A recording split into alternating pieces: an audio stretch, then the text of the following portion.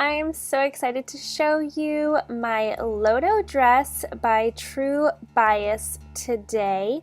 This is in a striped scuba that I had in my stash, and I was so inspired by Allie of Indie Sew's Scuba Lodo that it gave me the idea to use this stripe that I had in my stash for my Lodo, and I love the way it turned out. It's so sporty, and I added the little kangaroo pocket on the front with the contrasting stripe direction, my little mismatched stripes on the side seams to just give it that added like sporty vibe to it.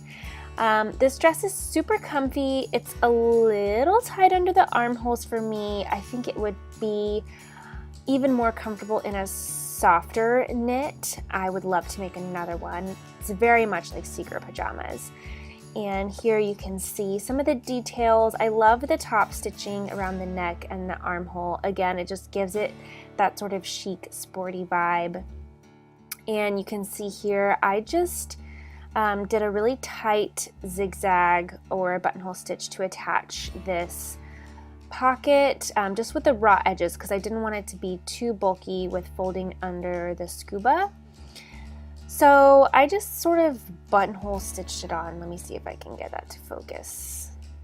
And I folded the openings under, and I just kind of drafted this willy-nilly on paper and then cut it out. I love it in the opposite stripes.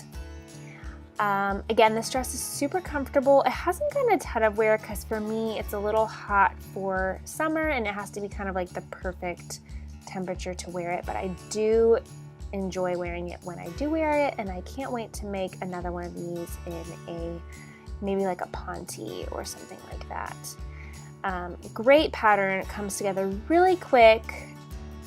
You really can't go wrong with a True Bias pattern. Happy sewing! Thanks for watching, and be sure to check out some of my other videos. I think you would enjoy my handmade wardrobe playlist. Bye-bye!